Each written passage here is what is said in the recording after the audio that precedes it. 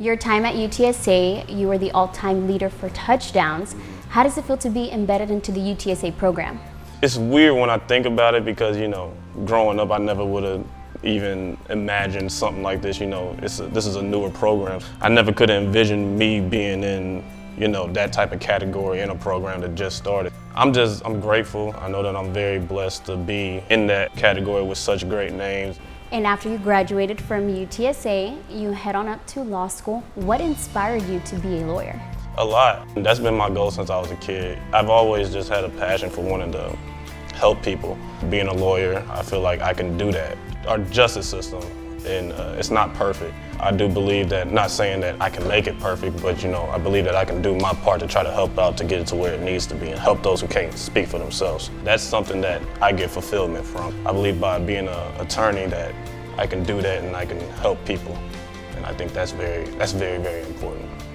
Do you feel there was a certain situation or a turning point in your childhood? You said at 7 years old you wanted to be a lawyer, you wanted to help others. The movie To Kill a Mockingbird, Atticus Finch, the character, he was a huge influence. Malcolm X, when he originally wanted to be an attorney, but one of his teachers actually deterred him of that dream because he was black at the time. Things like that, and just certain injustices I saw and going on during my time growing up, like stuff that's just not fair. It got to a point where it's more than just that's wrong. It needs to become, well, what can we do to fix it? Stuff like that is what motivates me, and when I get tired of studying, tired of looking at cases and stuff, those instances I try to remember, and that's what fuels me to keep going and try to make a difference. Growing up, you had a passion to help others, but did you also carry that dream that you wanted to play in the NFL? I did, but at the end of the day, it was always, I wanted to be a lawyer.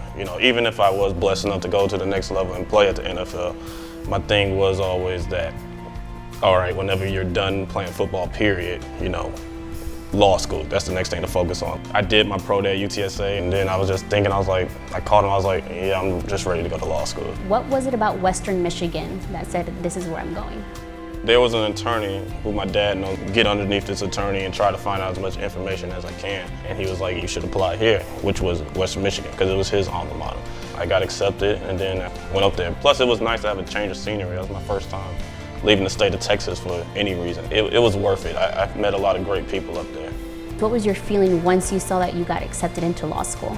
Great. I remember it. I was at my barbershop. I was actually in the car, and then I just checked my email, got accepted, and I ran back in the shop to tell all the barbers and beauticians. I was like, hey, I got accepted, and everybody was just like, congratulations. I sent it to my family in the group chat.